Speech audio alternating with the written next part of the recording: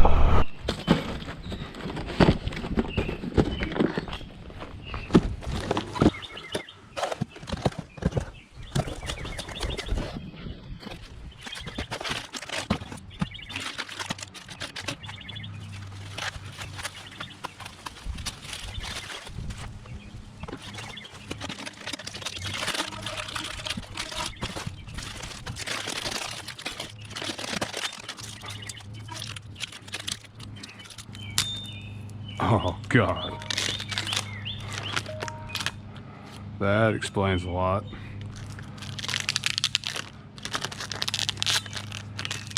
Made in China. So, Dan-Moto exhaust came pretty quick. Got it within a week, free shipping. But why in the hell? The way they shrink wrap the pipe for packaging, they just melted it. God. Stainless steel pipe though, so it won't be hard to clean up. It just sucks that I gotta clean it up. But for it being the cheapest one on the market, I guess, what do you expect? So if you're buying a Dan-Moto exhaust, don't expect it to be packaged perfectly.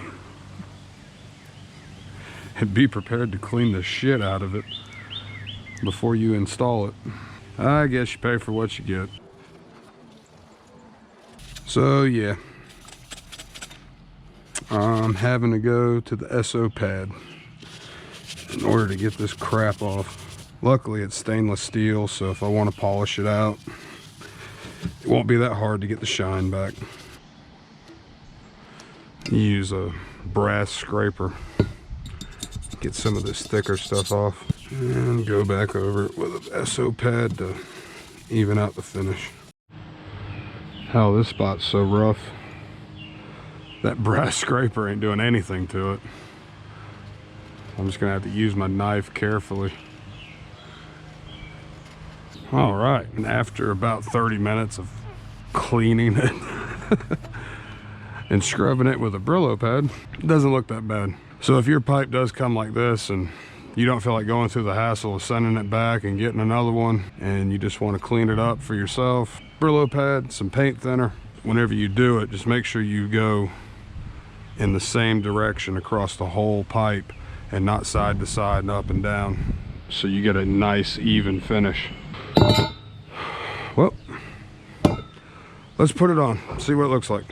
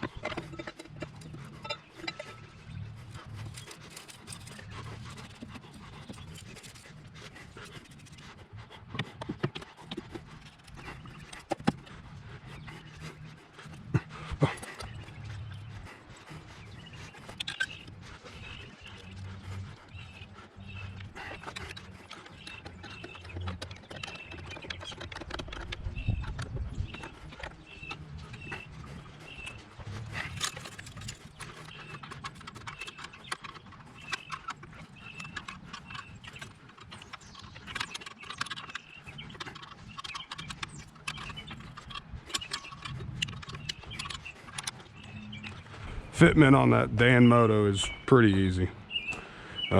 Tabs don't completely line up with the pipe and the exhaust can. Spring is set on swivels, so that's not going to be an issue. It was tight in the old crush gasket. Typically you always want to put a brand new crush gasket, but what I've found putting slip-ons on motorcycles throughout the years is you see what the fitment is with the old crush sleeve. If it's loose, get a brand new one, see what that fitment's like. And I've gone to the extent of having to get 2 crush sleeves and unwrapping one to put a couple extra turns on another one to make sure the fitment was nice and tight and that it would seal up. So keep that in mind. You don't necessarily always have to replace it whenever you're going to a new pipe if the old one fits tight enough, and this one did. And I'm not completely thrilled about the fitment because the bracket, the bolt holes line up, but the bracket isn't large enough to fit on the washers for the factory mount.